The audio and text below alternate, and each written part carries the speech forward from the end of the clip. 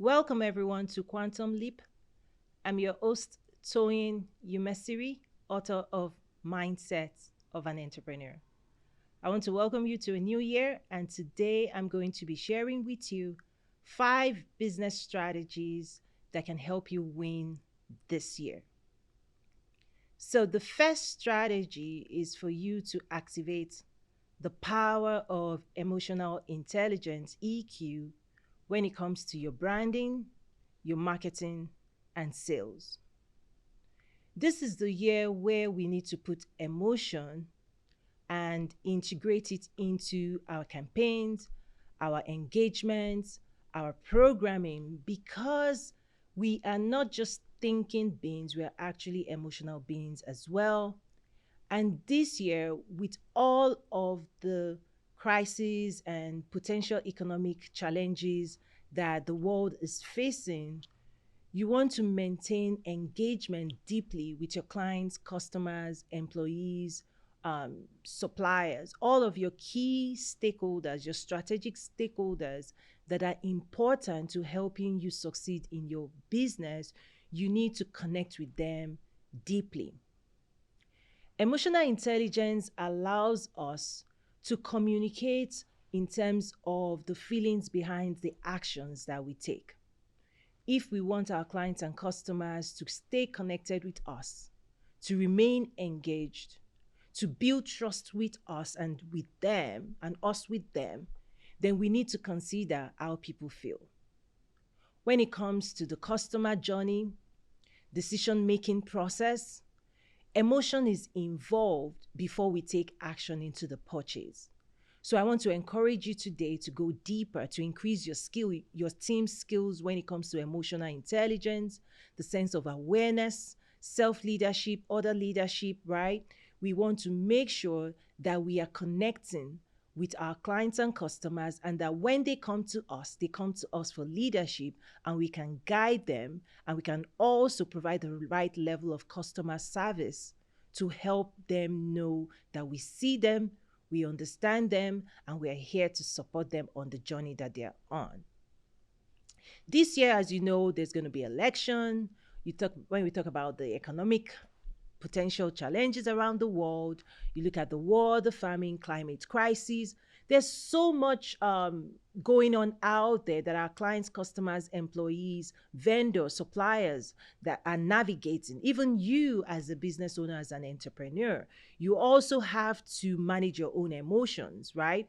Because at the end of the day, emotions drive commerce, right? Emotions drive commerce, how we buy and sell, how we connect deeply with one another, how we build trust, and how we exchange value for value is deeply influenced by emotions. So, for my clients and students, I'm asking and encouraging them that this year we definitely increase our skills, our emotional intelligence skills, so that we can listen better to the needs of the customers and the marketplace, to what challenges they're facing, so that we can present the solutions that we believe will help them achieve their goals faster and with less stress. So that's strategy one. I want you to activate the power of emotional intelligence, particularly when it comes to sales, branding, marketing, and all of the engagements and events, promotional activities that you want to participate. Always consider, right, the emotions of your employees, your vendors, your clients and customers, and any type of stakeholder that is important to helping you succeed. The second strategy that I believe will help you win this year is really figuring out how you want to integrate AI into your business. As a strategy and an SAP consultant, definitely integrated processes, technology is a very strong way of accelerating, right, implementation and acceleration of process implementation and process improvement. So I don't want you to be shy this year when it comes to AI, artificial intelligence. When it comes to technical activities that would help us achieve the goals that we have for our business, when it comes to programming and all of the processes, I want you and your team to, be inspired by what's happening in the AI space, and to start having the conversations, if you're not already having it with your teams, in terms of how do we employ the power, the skills, and the possibility and potential of the use of AI in our business. And it's not just in one area. You may want to look at your end-to-end processes and look across the company in terms of where does AI help you, right, improve performance, right? When it comes to technical skills, right? How do you increase performance? What can it help you do better, faster, and cheaper? And so AI is one of those strategies that we can deploy this year that helps us increase productivity. So I don't want you to be shy, about AI. If you can increase adoption of the technology in your company to increase productivity, then definitely you want to stay ahead. I know sometimes people want to wait, and those who wait this year would actually lag behind, because you can see that many people are rushing in to leverage AI in many different ways, from copywriting to systems. In just the implementation and adoption, right, is vast.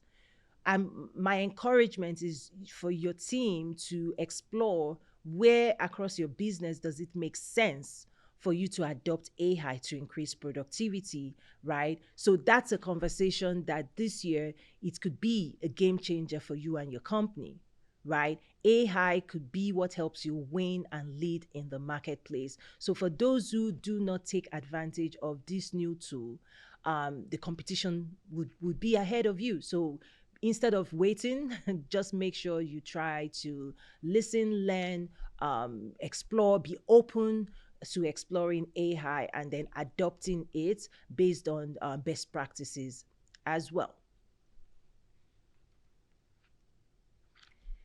The third business strategy that will help you win this year is social selling skills, increasing your social selling skills. So, when we think about the evolution of social media today, when it comes to marketing sales in particular, is that it's here to stay. I know at the beginning, many people, traditional marketers, try to downplay the importance and significance of tools like TikTok and right and social media. But I think this is the year where we actually have to ask you, what are you doing, and how are you improving your presence on social media? And you may ask, why is it so important? The reason is because the customer journey has shifted, right? The journey to making a purchase, to coming to you to buy your product and services. There's no longer a straight line to people saying, I want to buy this, I'm ready to buy. What's happening is that customers and clients now want you to educate them, inspire them, challenge them, right, on their journey to buying your product and services.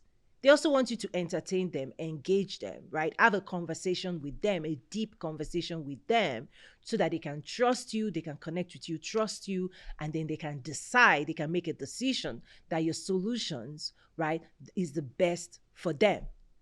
So previously, you just putting out frequently asked questions, website landing pages, you could consider that to be sufficient and enough for people to make a buying decision. But if your competition out there is releasing educational content, right, inspirational content that your potential clients and customers are consuming, what it means is they are building trust with the marketplace and you are not.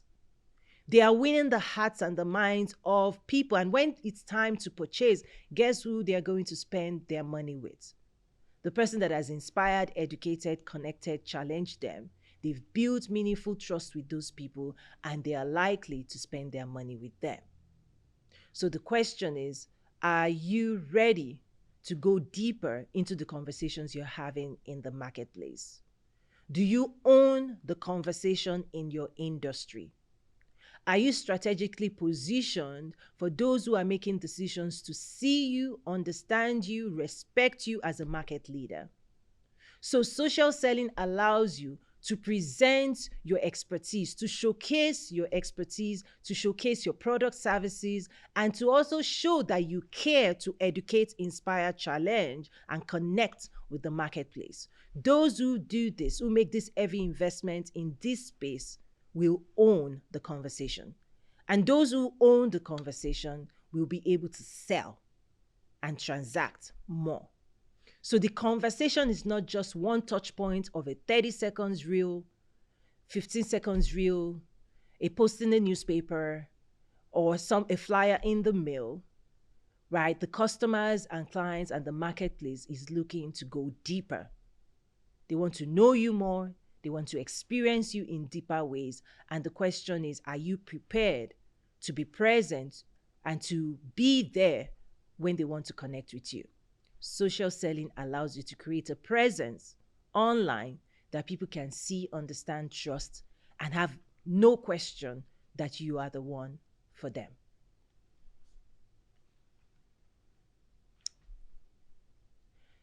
The fourth business strategy that will help you win this year is really about your people, investing in your people, investing in yourself, and investing in your people.